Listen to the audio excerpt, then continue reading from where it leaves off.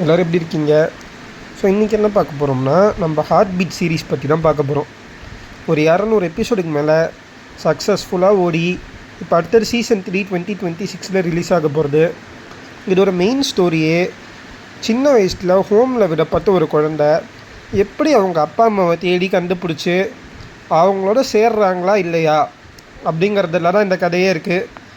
Episode season 1லேருந்து பார்த்த எல்லாருக்குமே தெரியும் கடைசி வரைக்கும் என்ன நடந்துச்சு, இந்த கிளைமேக்ஸ் சீசன் 2ல் என்ன நடந்துச்சுன்னு வரைக்கும். ஆனால் விஜய் போலீஸ் அரெஸ்ட் பண்ணதுக்கப்புறம் கடைசியில் என்ன ஆகுங்கிறத சீசன் 3ல் காமிக்கணும்னு முடிச்சிட்டாங்க. அது கொஞ்சம் காமிச்சிருந்தா நல்லா இருந்திருக்கும். மேபி 2 பேரும் ஒன்றா சேர்கிற மாதிரி, அப்பா பொண்ணு ஒன்றா சேர்கிற மாதிரி காமிச்சிருந்தா நல்லா இருந்திருக்கலாம். மீ ஃபேமிலி அவங்க ஒன்றா சேர்ந்துருக்கலாம். இன்னும் ஒன்று சீசன் 3ல் காமிக்கிறோன்ட்டாங்க. அந்த குழந்தை அம்மா இவங்க தான் கண்டுபிடிச்சி அவங்க கூட சேர்ற எவ்வளோ ட்ரை பண்ணுறாங்க. அவங்க அம்மா அவங்களுக்கு கடைசி வரைக்கும் ஆனால் ஏற்றுக்கவே இல்லை. ஏற்றிருந்தாலும் அவங்க அப்பா யாருன்னு கடைசி வரைக்கும் சொல்லலை. அவங்க அப்பா இவர் தான் அப்படின்னு சொல்லும்போது ஒரு பெரிய ஆக்சிடெண்ட் நடக்குது. அதே நேரத்தில் அவங்க அப்பா ஒரு என்ஜிஓ கேஸில் போலீஸ் அரெஸ்ட் பண்ணிட்டு போகிறாங்க. 2 பேருக்கும் அந்த மாதிரி டைட்டில் தான் அப்பா பொண்ணுங்கிறதே தெரிய வருது. அவ்வளோ நாளைக்குமே 200 எபிசோடாக தெரியாமல் எடுத்துன்னு போயிருக்காங்க. ஸோ கடைசியில் அவங்க தெரிஞ்சறப்பயாச்சும் அவங்க சந்தோஷமாக சேர்ந்துருக்கலாம். இப்படி இந்த ஹாப்பி என்டிங் கொடுக்கல, ஒரு மாதிரி சஸ்பென்ஸோடு வச்சுருக்காங்க. இதில் மற்ற கேரக்டர்ஸ் எல்லாருமே அவங்கவுங்க ரோலை கரெக்டாக பண்ணியிருப்பாங்க.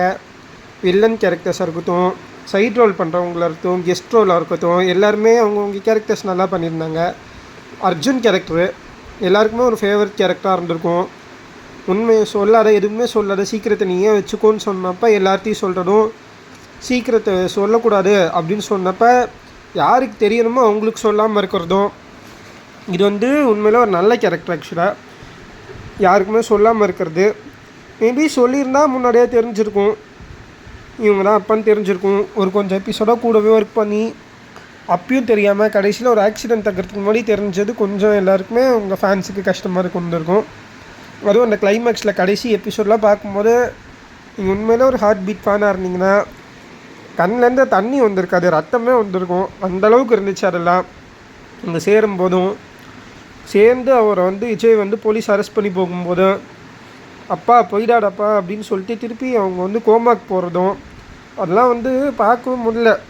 எல்லாம் அந்த 100th எபிசோட் கிளைமேக்ஸை பார்க்கணுன்னு உட்காந்து பார்த்தாலும் அந்த சீன்ஸ்லாம் வரும்போது உட்காந்து ஃபுல்லாக பார்க்க முடியல. அதை அவ்வளோ இதுவாக இருந்துச்சு. அதில் என்னோடய ஃபேவரட் கேரக்டர் ராக்கி கேரக்டர். செம்ம காமெடியாக இருக்கும். எந்த நேரத்தில் ஃபன் மொமெண்ட்டாக இருந்தாலும் சரி, எமோஷ்னல் மொமெண்ட்டாக இருந்தாலும் அது காமெடியாக மாற்றுறதா இருந்தாலும் சரி. அதனால் எனக்கு அதில் ராக்கி கேரக்டர் ரொம்ப பிடிக்கும். ராக்கியை தாண்டி மற்ற எல்லா கேரக்டர்ஸுமே சரி, நவீன் கேரக்டர்லாம் சான்ஸே இல்லை. அவ்வளோ நாளாக தான் யாருங்கிறத மறைச்சிட்டு ஒரு இடத்துல இருந்து கடைசியில் தான் ஃப்ரெண்டுக்காக ஒரு பிரச்சனையாக வரும்போது தன்னோட பற்றின உண்மையெல்லாம் வெளில சொல்கிறதுலாம் உண்மையிலே ஒரு பெரிய விஷயம். ஏன்னா அவன் நினச்சிருந்தானா அப்படியே கூட விட்டுருக்கலாம். ஆனால் நம்ம ஃப்ரெண்டுக்கு நம்மளால் எந்த பிரச்சனையும் வந்துடக்கூடாது அப்படின்னு சொல்லிட்டு தன்னை பற்றின உண்மையெல்லாம் சொல்லி நோட்டீஸ் பீரியடில் இருந்தது. அதெல்லாம் எல்லாம் சொல்லுவாங்க அடுத்த இடம் நடக்கும், நிஜ வாழ்க்கையில் இப்படிலாம் நடக்காதுன்ட்டு. ஆனால் ரியல் லைஃப்லேயும் இந்த மாதிரி நடக்கிறதுக்கு நிறைய ஃப்ரெண்ட்ஸ் இருக்காங்க. ஒருத்தவங்களுக்கும் ஒருத்தவங்க இந்த மாதிரி இருப்பாங்க கண்டிப்பாக.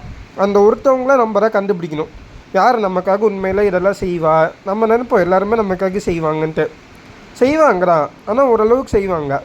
நம்மளுக்கான ட்ரூ ஃப்ரெண்டை கண்டுபிடிக்கணும். இவன் நம்ம கூட கடைசி வரைக்கும் இருப்பான், இவன்கிட்ட என்ன சொன்னாலும் இவன் கடைசியாக நமக்கு செய்வான், ஏதாச்சும் நம்பி இவன்கிட்ட சொல்லலாம், சொன்னால் யாருக்கிட்டையும் சொல்லாமல் இருப்பான் அப்படிங்கிற ஒரு நம்பிக்கை நமக்கு மற்றவங்கள்ட்ட இருக்கணும். இருந்து நமக்கான ட்ரூ ஃப்ரெண்டை நம்ம ஐடென்டிஃபை பண்ணும்போது தான். ஸோ அந்த மாதிரி ஒரு ஃப்ரெண்டை இருக்கும்போது நமக்கு ஒரு இதுவாக இருக்கும், கம்ஃபர்ட்டாக இருக்கும். இவங்க நமக்காக கடைசி வரைக்கும் இருப்பாங்க, என்ன இருந்தாலும் நம்ம கூடவே இருப்பாங்க, சண்டை போட்டாலும் சரி எதுவாக இருந்தாலும் நம்மளை விட்டு போயிட மாட்டாங்க அப்படின்னு சொல்லிட்டு ஒருத்தவங்களுக்கும் ஒரு ஃப்ரெண்டு இருப்பாங்க. அந்த ஒரு ஃப்ரெண்டை நம்ம கடைசி வரைக்கும் எடுக்கக்கூடாது. அப்படி எடுக்காமல் இருந்தோம்னா நம்ம வாழ்க்கையில் என்ன பிரச்சனை வந்தாலும் சரி அவங்க இருக்கிற வரைக்கும் நம்மளால் அதை ஈஸியாக ஓவர் கம் பண்ண முடியும். அட்லீஸ்ட் அவங்களெல்லாம் அதை தீர்க்க முடியலன்னா கூட ஒரு சின்ன ஒரு 5 நிமிஷம் அவங்க நம்ம கூட உட்காந்து பேசினா கூட அந்த பிரச்சனை தீர்ந்துடும். அந்த மாதிரி ஒரு ஃப்ரெண்ட்ஸை கிடைச்சாங்கன்னா யாருமே உங்களை லூஸ் பண்ணிடாதீங்க. ஏன்னா அந்த மாதிரி ஃப்ரெண்ட்ஸ்லாம் கிடைக்கிறதே பெரிய விஷயம். உங்களுக்கு அந்த மாதிரி யாராச்சும் ஒரு ஃப்ரெண்ட் இருந்தால் அவங்கள பற்றி நீங்கள் கமெண்ட்ஸில் சொல்லுங்கள். Thank you, by.